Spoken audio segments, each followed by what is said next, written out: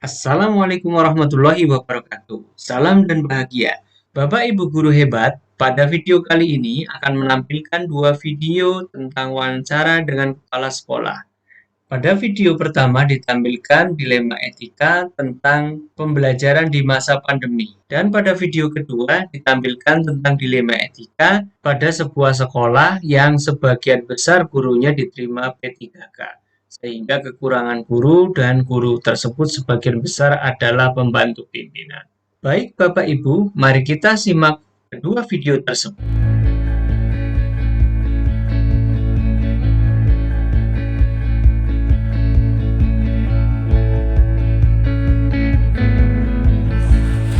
Selamat siang Pak. Ya, selamat siang. Ya, menurut Bapak, bagaimana Bapak itu bisa mengidentifikasi kasus yang ada di sekolah? Artinya, mungkin di sekolah itu ada sebuah kasus. Mungkin Bapak pernah memutuskan sebuah masalah, tetapi dalam kasus ini itu terjadi dilema. Artinya, kalau melakukan begini nanti akibatnya apa, begini apa, tapi sama-sama ini sesuatu yang benar, sesuatu yang baik buat kita semua.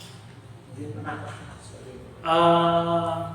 Mungkin belum lama ini waktu kenaikan kelas. Jadi saat kenaikan kelas tahun pelajaran kemarin, ya, ini salah satu siswa kita itu ada yang sebelumnya dinyatakan tidak naik.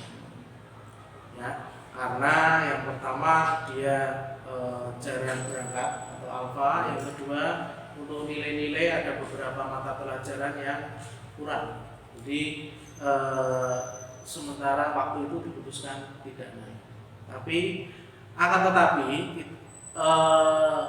seiring dengan keterangan dari wali kelas dari BK bahwa anak tersebut setelah ada beberapa masalah tentang kurangan nilai, kurangan tugas dan lain-lain, dari BK dan wali kelas melakukan revisi. Nah, dari revisi tersebut ternyata dari background anak tersebut di rumah itu ternyata sangat ya dibilang kurang baik. Jadi orang tuanya kurang perhatian terhadap anak tersebut. Ya, contoh saat pagi mau berangkat itu anak bangun siang pun tidak dipedulikan. Nah, seperti itu. Dan diputuskan dari keterangan-keterangan itu diputuskan bahwa anak tersebut naik, tapi dengan syarat seperti itu Pak. Jadi si anak naik tapi dengan syarat, Iya, ya Pak. Terus bagaimana Bapak bisa menjalankan pengambilan keputusan di sekolah Bapak itu, terutama di kasus ini misalnya tadi yang sama-sama kan ya bisa dikatakan dilemanya itu adalah semua keputusan itu benar. Iya. Bagaimana cara menjalankannya Pak, pengambilan keputusan? Dalam pengambilan keputusan tersebut itu tidak serta-merta dari keterangan satu pihak, Pak. Jadi kita mendengarkan dari berbagai pendapat dari Bapak Ibu guru, khususnya dari guru mapel dan guru wali kelas dan guru BK. Nah, dari pendapat-pendapat tersebut, ya, kesimpulannya ini juga waktu kemarin juga satu kita harus sadar bahwa masih dalam kondisi pandemi, ya. Jadi masih dalam kondisi pandemi, maka juga masuk masih 50%, maka kita mengedepankan pemakluman bahwa anak tersebut mungkin yang kemarin pandemi hampir 2 tahun kita Pak itu menyebabkan anak-anak kita kesulitan untuk belajar. Maka dari hal tersebut, dari keterangan guru BK, guru wali kelas dan pemakluman tersebut, maka kami tetap memutuskan anak tersebut untuk naik dengan syarat bahwa anak tersebut mau memperbaikinya di kemudian hari. Seperti itu Pak. Ya, baik. Berikutnya langkah-langkah yang seperti apa Pak yang bisa dilakukan atau yang biasa dilakukan selama ini? Langkah-langkahnya ini, setelah anak tersebut naik ya Pak ya, setelah anak tersebut naik maka kita lakukan pendampingan, baik pendampingan secara moral maupun secara akademis. Karena kemarin untuk nilainya ada yang kosong, belum mengumpulkan tugas-tugasnya, maka didampingi yang pertama oleh guru mapel, yang kedua oleh wali kelas dari guru BK secara psikologi. Dan kita juga melakukan komunikasi dengan orang tua karena itulah hal yang paling penting. Seperti itu Pak. Iya. Nah, sekali ya, jadi ada kolaboratif ya Pak, Iya. antara semua pihak yang berkaitan dalam hal ini. Terus kira-kira hal apa saja yang selama ini dianggap efektif Pak dalam pembelajaran? Yang dianggap efektif adalah yang pertama itu melibatkan seluruh pihak. Jadi seluruh pihak berpendapat, dari guru mapel, dari guru BK, dari wali kelas, dan juga pihak keluarga serta anak tersebut semua berpendapat, dicari backgroundnya kenapa bisa seperti itu. Nah, dan keputusan itu pun tidak serta-merta langsung diputuskan, tapi lewat pendapat, minta pendapat dengan Bapak Ibu guru yang lain. Saya rasa itu keputusan yang sangat efektif yang dilakukan selain sisi kemanusiaan juga untuk pendidikan masa depan. Seperti itu. Baik Pak. Kira-kira terus tantangan apa Pak yang dihadapi ketika mengambil keputusan pada kasus ini? Tantangannya yang jelas ada beberapa guru mapel yang kemarin belum setuju, tapi akhirnya walaupun akhirnya setuju karena dirasa anak tersebut untuk alfanya banyak dan lain-lain. Tapi tantangannya juga orang tua. Kita kemarin untuk komunikasi juga sedikit kesulitan karena orang tua tersebut sibuk dalam bekerja, tapi kita sempatkan dan kita cari waktu yang benar-benar pas untuk berkomunikasi tentang anak tersebut. Intinya kita rembuk, kita diskusikan, akhirnya tantangan itu bisa teratasi. Seperti itu Pak. Baik. Berikutnya adalah tentang jadwal Pak. Jadi setelah tadi kan sudah ada tantangan, sudah kita analisis efektifnya gitu ya, dari kasus tersebut. Terus ya kira-kira setelah diputuskan terus ada jadwal penyelesaian kasus dari kasus tersebut itu seperti apa Pak? Ada gambaran jadwal? Kalau gambaran jadwalnya setelah anak tersebut kita putuskan naik, kita tetap melakukan tindak lanjut yaitu pendampingan dari keluarga maupun anak tersebut. Pendampingan berasal dari guru mapel dan juga guru BK-nya. Jadi cara moral ada, cara akademis juga ada. Seperti itu Pak. Yes. Jadi ada jadwal yang nanti pendampingan ya, Ya. Tindak lanjut gitu ya Pak. Ya paling tidak selama 1-2 bulan. Setelah dinyatakan naik kelas gitu Ya. Artinya setelah pembelajaran ada pelajaran baru gitu ya. Ya. Naik di level tingkat yang baru. Terus berikutnya adalah ini Pak, adakah seseorang atau faktor yang selama ini mempermudah dalam Bapak mengambil keputusan? Di faktor yang mempermudah Bapak kira-kira?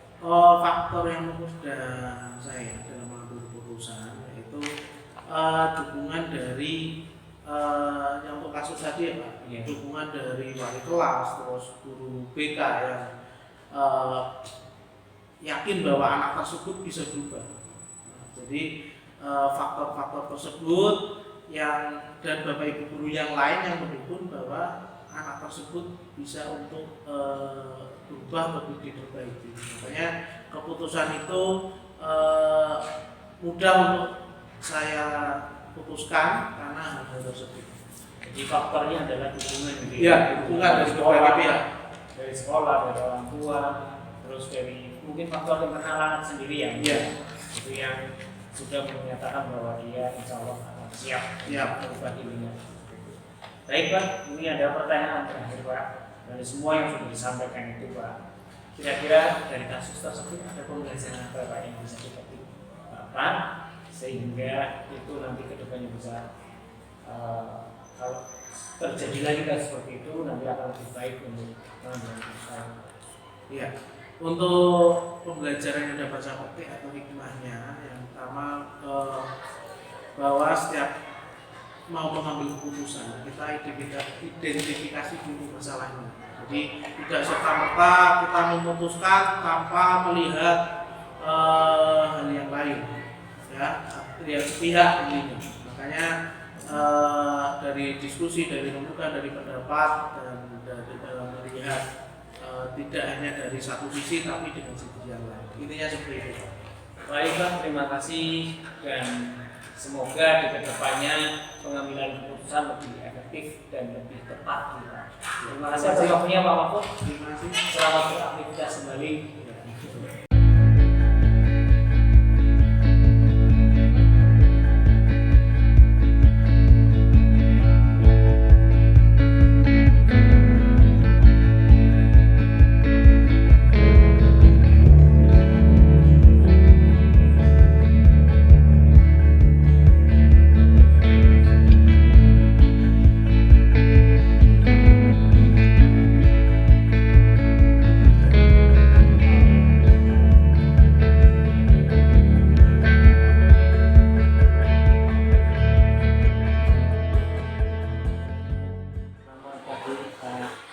Selamat pagi. Saya mau sedikit wawancarai Pak tentang permasalahan pengambilan keputusan yang sama-sama hasilnya atau keputusan tersebut membuat Bapak gimana? Pada saat ini SNPP dari Kedatanan menghadapi suatu permasalahan, di mana permasalahan yang pertama yaitu dengan diterimanya P3K sebanyak 11 itu menjadi bunga yang sangat berat. Di satu sisi kami tidak bisa bisa memenuhi kebutuhan Bapak Ibu guru karena dengan pendapatan gaji atau honor dari SNPP dan Kedatanan itu adalah masih minim karena sekolah swasta. Berbeda dengan gaji Bapak Ibu guru di sekolah negeri atau PNS yang mana setiap tahun atau setiap saat mengalami kenaikan tergantung golongan atau gaji berkala itu mengalami kenaikan. SMP dan Kedatanan itu mutlak dibayar dengan pos, sehingga untuk membayar honor pun kami belum bisa menyesuaikan dengan UMK tingkat kabupaten. Namun demikian, kami juga mempersilahkan kepada Bapak Ibu guru yang lain karena kami tidak bisa memenuhi kesejahteraan Bapak Ibu yang setingkat dengan UMK kabupaten. Sehingga mempersilahkan akhirnya Bapak Ibu juga banyak yang memilih untuk mendaftarkan. Baru sejumlah Bapak Ibu hampir semuanya mengikuti tes P3K, 40% tidak. Yang menjadi suatu permasalahan di dunia yang diterima menjadi guru P3K justru Bapak Ibu guru yang sudah pengalaman bekerja di sini, sehingga secara otomatis untuk Bapak Ibu yang biasa menangani suatu permasalahan kerjasama yang baik itu mengalami suatu kekosongan PPO dari wakil kepala sekolah, PPO kurikulum maupun yang lain ada 11 sekolah. Hal apa ya Pak yang efektif Pak dalam mengambil keputusan ini? Efektif menurut Bapak? Bapak Ibu yang baru kami angkat menjadi PPO selalu mengadakan tanya jawab kepada siapapun. Satu di antaranya dalam ada suatu permasalahan itu selalu bertanya kepada kepala sekolah agar kepala sekolah itu mengetahui permasalahannya dan selalu mengadakan komunikasi dengan guru-guru yang diterima oleh P3K. Jadi walaupun bagaimana adat atau metode lama yang biasa di sini disampaikan dan dianggap adalah efektif itu tidak hilang begitu saja. Jadi yang baik tetap Dijalankan. dijalankan, yang kurang akan dikembangkan. Iya.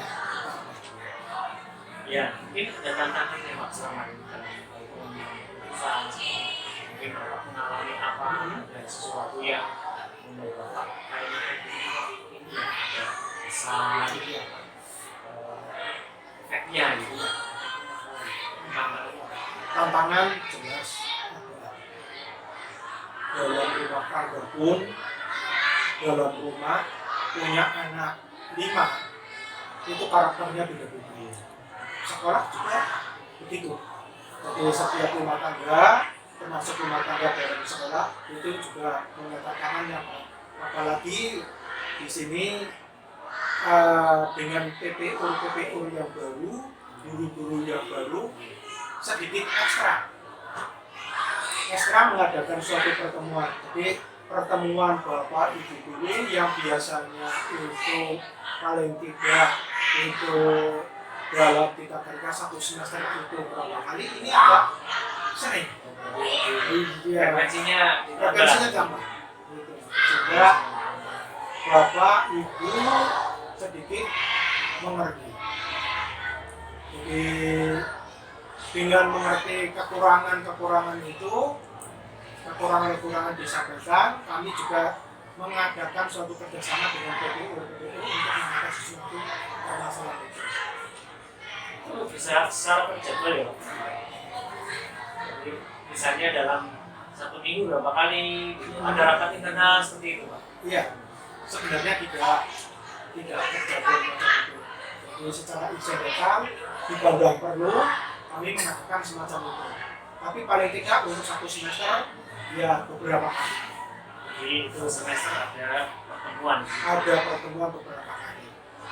Karena di sini itu tiap pagi waktunya tidak bisa digunakan karena Selasa untuk mengadakan seperti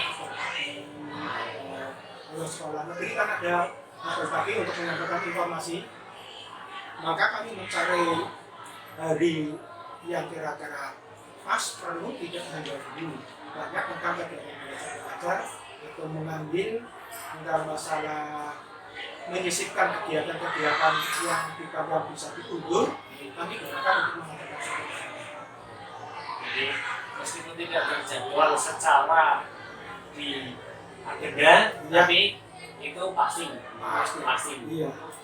Apa sesuatu kalau misalnya ada info baru dan perlu dibahaskan dengan anak guru mungkin harus kami sampaikan. Kira-kira faktor apa Pak yang mempermudah? Ya, kami dalam seleksi karena dibantu oleh yayasan. Yayasan adalah yang mengenai semacam suatu permasalahan kami juga konsultasi kepada yayasan karena kami punya yayasan. Sehingga Bapak Ibu tenaga pendidik maupun kependidikan tahu bahwa di sini ada semacam pengawas dari yang selalu memantau di sini. Orang tua kami adalah yayasan. Jadi kami akan mudah mengadakan koordinasi semacam itu karena sebenarnya kami hanya guru yang ditugaskan untuk mendidik Bapak siswa. Sebenarnya kedudukannya adalah sama. Jadi apabila suatu permasalahan dan dipandang perlu, maka suatu saat secara rutin yayasan pun datang ke sini mengadakan koordinasi. Jadi pembinaan yang tidak sangat perlu itu kami mengundang yayasan untuk melakukan pembinaan. Jadi yayasan itulah yang selama ini membantu Bapak Alhamdulillah ya. dalam rangka untuk misalnya untuk kolaborasi dengan teman-teman Bapak. Jalannya instansi ini. Mungkin Bapak kan tadi sudah dari awal, tapi ini pertanyaan terakhir Pak. Pertanyaan terakhir mengenai gambaran tadi kasus yang fenomena yang terjadi di sini kan bahwa sebagian besarnya itu diterima gitu ya. Jadi awal ada 25 guru, ada 11 yang diterima kebijakan, akhirnya kekurangan guru gitu. Terus akhirnya mau tidak mau ternyata yang kekurangan guru di sini cuma tidak cuma kekurangan guru, tapi sebagian besar adalah pembantu pimpinan, pembantu Bapak dalam dalam mengelola instansi ini, dalam mengelola sekolah ini. Terus akhirnya Bapak kan menemui sebuah dilema dalam instansi ini, yaitu kekurangan PPU. Terus akhirnya Bapak mengambil keputusan bahwa dilakukan atau pengangkatan PPU baru berdasarkan seleksi atau keputusan yang Bapak pilih. Mungkin dari pelajaran yang bisa dipetik itu apa Pak?